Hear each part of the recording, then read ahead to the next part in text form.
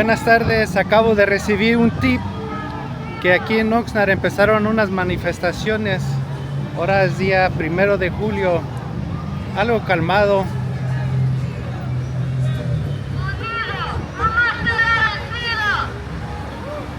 Como lo pueden escuchar, empezaron otra vez unas manifestaciones.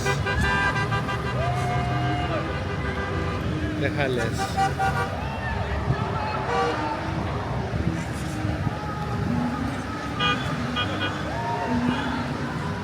Les voy a hacer zoom.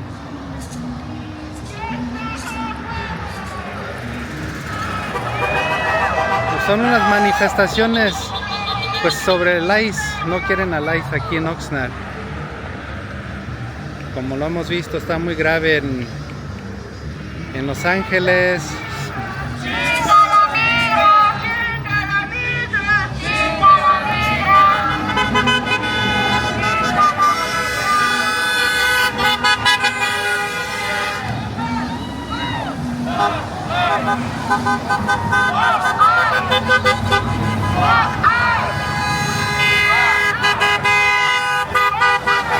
So, los que van pitando son los que están apoyando la manifestación.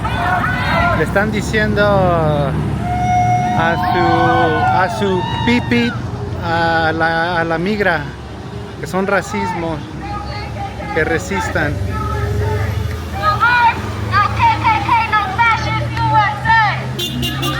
Vamos a caminar. Vamos a ver.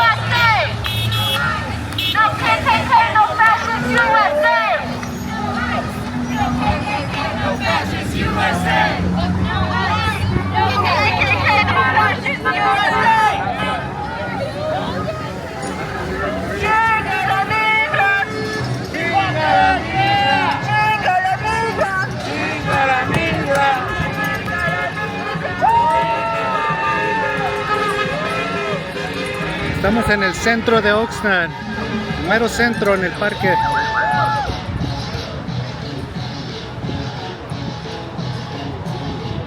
No se sabía de esta manifestación. A mí me dieron el tip que estaban ahorita protestando, manifestando.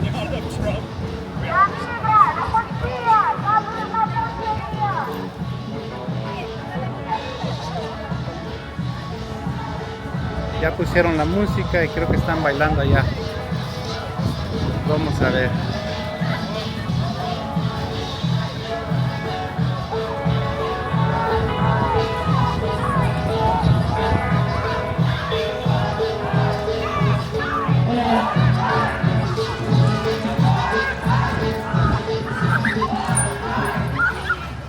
Alright, we want to invite everyone to come to this side of the park. Thank you everyone for coming out today. So we have some vendors over here. We have pizza for absolutely everyone. Donation if you're willing, if you're capable.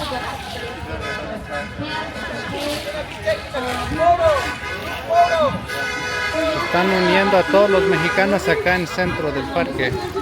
Van a anunciar algo. Quieren que la comunidad se vengan a reunir. So we're just coming together today. All across the county, people are coming from Oxnard. The donation box is over there with the pizza folks. We're gonna have a lot happening today, which I'll talk about in a minute. But first, to begin, I want to pass it over to Mariana. Thank you very much, Tamara. There's so much to be said about what's happening today, right? We're sick and tired of everything that is going on. And when people say no one is illegal on stolen land, it's not just a catchphrase. It's very, very true that the so-called U.S. was stolen from indigenous people all over Turtle Island in Canada. And yet they like to call people immigrants and other names that I just feel that should not be used anymore. They're very prejudiced, they're very racist, but they constantly ignore the fact of what they've done and what they continue to do. We're literally watching people in real time being hunted on the street, which is something I could never imagine in my lifetime seeing. It's so disheartening and painful to watch, and also to watch people who claim to have these nonprofits or elected officials who stand by and don't say much. They often speak up once it's become popular, when it's been so televised and there's been such an uprising that they feel they have to do something, instead of saying it right from the beginning. These subjects aren't ever going to be comfortable, so we need to just stand up and start saying what we believe or what we stand for. The government has been involved in far too many things, especially Indigenous people's bodies, Indigenous women's uteruses, and we have no idea what's going on in the detention centers for the women, men and women that are there now. There's no accountability. Everybody is just fighting back, and so many people are okay with this, and that's a problem. Because we're never going to be okay with this. We're always going to stand up and fight. And I think we need to be reminded that 201 years ago this year, the Chumash had the largest uprising in California history with the Chumash Revolt, and we're way overdue for another uprising. Now we are. We didn't have modern day weapons, we didn't use guns, they had cannons, but we learned how to use their own weaponry against them. And in the same way as we do today, we try to make sure that our children are taught that they get the education they need to fight back against a system that was never built for us. It consistently, the more that they see that we get educated and we move forward, or that we fight back, the harsher they get. They're taking away money for education. They are they're making everything right, taking away our rights. And so often when I'm in these spaces, I often wonder or try to prepare if something happens, because anybody who's around, regardless of your cultural or ethnic background, you're all a target. We're all targets to this system, and they do not care. And I think especially as those as women or identify as women are more vulnerable, not because we can't fight back, because they take advantage of that in ways. They've always used that. They've always used that against us. So I just want to say that there's so many of you that I work with in these spaces, and there's some people we're not even friends on social media, but we meet in person to talk and exchange information, and it's really important because that's how we keep each other safe, that's how we keep information safe, that's how we know who the people we can trust. And I think that's something that goes back to ancestral times. We were always notifying people, letting them know what was going on, what was happening, what was about to take place. That's one of the biggest reasons the ancestors we had at the Ventura mission were able to flee and get away before the revolt made it down to them. We let them know the day before so that they can take off and they wouldn't be around. So many people, we only have names of 9 people who were killed during the revolt because those were the only ones they chose to write down.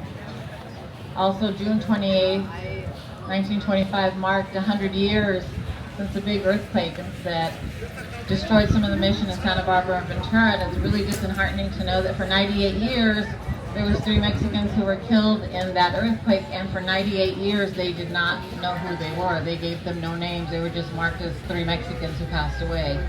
It took 98 years before somebody decided to do the research and look up who those other 3 people were, and whether they did in fact matter. As we see through history time and time again, they just continue to show us that we don't matter.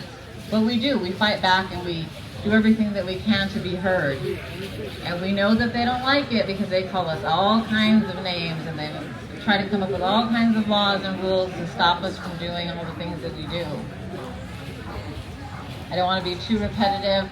I talked a couple of days ago and talked about some of the same stuff, but it is important that we stand up and fight back and really, really take the time to lean into your spirit and figure out who you are and what you need to do. Because if we don't all stand up and fight against this together, it will get worse. We can't allow them to bully us, because that's ultimately what it is. Using the same old tactics that they've always used. Fear, bullying us.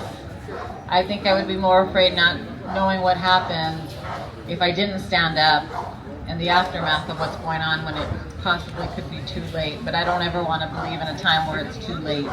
As with my ancestors before me, as my grandparents, as my parents, we always continue to fight and stand up against the status quo. I just want to say no, no,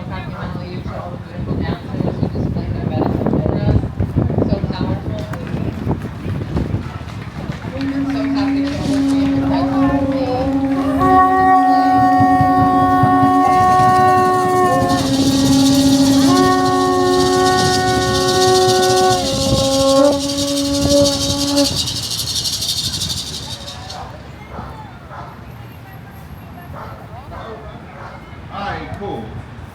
Bienvenidos a todos. I want to thank you guys for coming out. I'm sorry we don't have Saturdays weather. But I'm glad y'all came out. We have 4 or 5 piñatas. We could say that they are made ethically. We use no staples. If you've ever had to deal with piñatas, there's no staples. But more importantly, all the images, all the faces on those piñatas are local ICE agents. We are very familiar with these fucks. I am honored. I am incredibly honored and moved tremendously by all the volunteers that we've had join VC Defensa in the last few months, especially since they tried to raid the fields out here a few weeks ago. The volunteer teams that we have done everything from food distribution to accompanying folks to their appointments in Camarillo, to driving people down to San Diego to get their families out there, to waking up every fucking morning at 5 a.m. being at those local ICE offices, clocking in before the ICE agents clock in and harassing the shit out of them and following every ICE agent that leaves that office. We have been relentless in our pursuit of justice and dignity for our people. We know that there's not a whole lot of ICE agents staying in the hotels around here anymore from out of town because we've burned them out, and every time they just move closer and closer to LA. You guys have done that shit. The fact that you guys have been angry about this, but more importantly, the fact that you guys have gotten together to do something about it is the important part. Because as much as I love going to protests, as much as I love having hotel parties, like, at the end of the day, it's the work that we do a little bit day in, day out that really gets them out of here. The fact that some of you folks that are volunteers now started out just calling in to report an ICE sighting. And we said, hey, do you feel comfortable following them? It's perfectly legal. And then you guys followed them and it became a whole thing. So we're doing that day in, day out.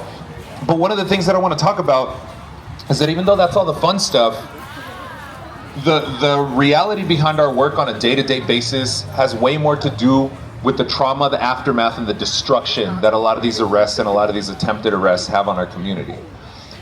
Every day we have phone calls from people that work in these fields early in the morning saying, hey, I don't know if it's safe to go out. What do you guys think? We have to predict it like a fucking forecast of the weather based on how things are going, right? At 6, 7 in the morning. We have to have conversations with people because they're paranoid that every SUV with tinted windows that they see when they go out in the streets could be an ICE officer that's gonna hop out and snatch them, right? It's disheartening sometimes, it's infuriating most of the time. The one thing that keeps me enthusiastic and keeps me going is all these volunteers that I get to stand side by side with. And everybody who, even though is not an official volunteer, is still down as fuck for us, is still sharing the posts, is still pushing the line, is still helping us push flyers, helping us push red cards every day. That's how we build a strong community. We're not out here asking for the cops to help us, because we know that those fuckers are out here playing security for the ICE agents. That's right, fuck them pigs. They're out here playing security guards for the ICE agents. Today, the sheriff's department went out to the facility and literally escorted a bunch of their vehicles out of their parking lot because we've been on their ass so bad. Constantly on their ass. We put PA speakers and everybody's rolling around with a bullhorn talking shit to them at every stop sign. Like, it's beautiful. But I also want to talk about when we post a lot of this stuff on social media, we do get a ton of love, but obviously we don't really gravitate towards the love, we gravitate towards all those fucking hate comments, right? And a lot of those hate comments are like, oh, get the illegals out, the illegals, it's illegal, what part of illegal do you not understand? What part of illegal do you not understand? They're illegals, illegals, illegals, which is fucking hilarious because every single person that's making those comments is in full support of the blatant illegality of what caused our people to come here in the first place. When the US shows up in our homelands to destabilize the local governments, to destroy the water supplies, to destroy our self-sustainability, nobody's complaining about the illegality of that bullshit. When our folks are clawing and scratching to get to this country, to be treated like the bottom of the rung, like the worst people on earth, treated like fucking vermins, because they're out here putting in as much work as they possibly can to feed their kids. These pill poppers and these fucking cokeheads that are running this government, they're not complaining about their illegality. How the fuck are they pointing the finger at us? When these military servicemen are out here calling us illegals, illegals, illegals, nobody's talking about the illegality of their invasion of Iraq and Afghanistan. Nobody's talking about the illegality of the destruction of Palestine. Nobody's talking about the fucking illegality of everything that this American project stands for, while it points its fucking finger at us and calls us the illegals or calls us the terrorists. At the end of the day, I walk around with no fucking mask because I'm proud of the work that I do around here. I'm proud of standing side by side every one of you. But more importantly, I know that a lot of us that come to this work, and I've said it a million times and I'll keep saying it, a lot of this stems from our childhood and watching how our parents were treated by people who couldn't hold a fucking candle to them. That's where a lot of this comes from. A lot of it comes from the impotence that we felt as kids. A lot of this comes from also the work that we've been able to do with the previous struggles in the last few years. Everything from watching Tamir Rice's situation play out, from watching the battle for No Dapple play out, from watching all the police brutality videos, from watching Palestine be destroyed and obliterated for 2 years. That's where this rage comes from, and now that we could put it to something practical use in our day-to-day lives, in our neighborhoods, and in our communities, that's why I stand side by side with every fucking one of you that is down to put in some work. Everyone from the hotel workers that are telling us where these fucking weasels are staying at, to the people who are just calling and reporting and posting. So I appreciate you guys from the bottom of my fucking heart. Join up, grab some flyers, sign up for a volunteer meeting, but more importantly, let's love each other, let's kick it, let's hang out, let's have a good time, let's fuck up some pizza, some pastries. I know it's a little cold, fucking blaze it, fool, but the point is, have a good time here, right?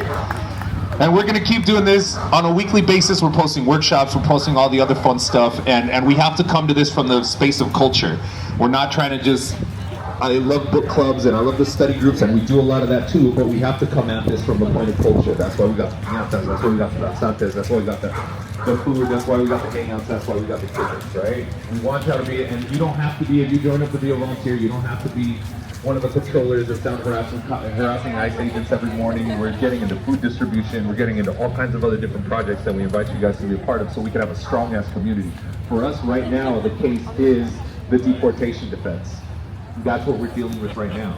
But the truth is, as we see the defense, we're looking at this as a long-term strategy with a long-term goal. We're looking at housing situations with helping form tenant unions when landlords aren't taking care of any of the mold or any of the fucking things that are happening in those apartments, right? Like, that's a battle and a struggle that we know we can win and we've had successes in the past, so we want to be able to double down on that, because those are a lot of the same landlords that are threatening to call ICE and immigration enforcement on their tenants, which are a lot of our friends and families, right?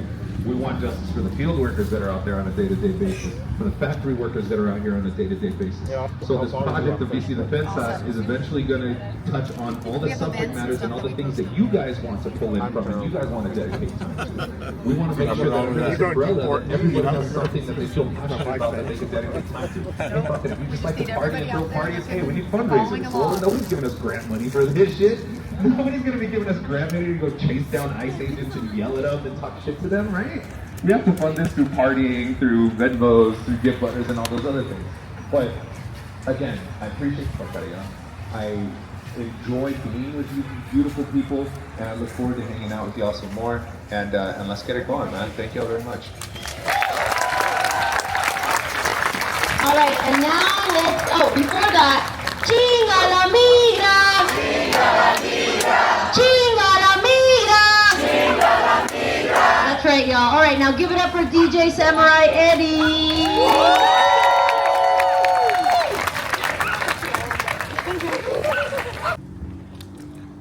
Como acabaron de ver, fue una manifestación rápida de 30 minutos y iban a cenar. Pero básicamente les quiero decir a los que no entendieron en inglés, porque fue la manifestación en inglés. Simplemente no están de acuerdo de que llegue ICE a los hoteles de aquí de Oxnard y empiecen a invadir a la gente sus trabajos, sus casas, y se los estén llevando. Entonces les dieron gracias a todos que participan y les anuncian o mandan una alerta. Los empleados de los hoteles dicen que han hecho un buen trabajo, que están aquí y que están contentos del apoyo de la comunidad, que quieren traer a la comunidad, la gente hispana, una vez a la semana, por las siguientes semanas, estar pues ellos reuniéndose, manifestándose de que no quieren al ICE. No sé si notaron ahí las piñatas, esas piñatas que eran imágenes o fotos de los que estaban aquí en Oxnard trabajando. Entonces, pues quieren su apoyo, quieren que ellos les sigan en las redes sociales para que sigan ustedes o nosotros mandando alertas de que dónde se encuentra ICE. Y hay un número de teléfono que pueden llamar para reportar que la migra está cerca. Entonces, fue algo breve que quisieron compartir con la comunidad y muchos vinieron a anunciar que no están de acuerdo con ICE, de que estén aquí en Oxnard, Ventura, Thousand Oaks, Simi Valley, donde está el latino. Entonces, fue algo breve, iban a dar comida gratis, cena gratis, creo que ya ellos tenían hambre y invitaron a todos a participar, comer pizza, golosinas, postres. Entonces, fue para una reunión que tuvieron ahorita. Yo no sabía de esta reunión, alguien me dio un tip que iban a estar acá bailando. Al último salió el DJ para poner música. Me vine, ya no quise grabar porque por las restricciones que hay de música no se puede poner. O sea, es como una violación de restricciones de los derechos de la música. Vamos a estar pendiente a ver si me toca venir otra vez a estas manifestaciones para comunicarles cómo está ahorita la situación. Entonces, no sé si supieron ahora que Donald Trump aprobó el Alcatraz para los inmigrantes que están agarrando y lo están deportando en Florida, la isla de los cocodrilos. Entonces, creo que van a seguir haciendo en diferentes estados, van a querer poner un sistema similar a eso, de detención. Quién sabe si sean como estos de los cocodrilos que estén ahí en la isla como seguridad. Si se quieren escapar, los van a tener que comérselos.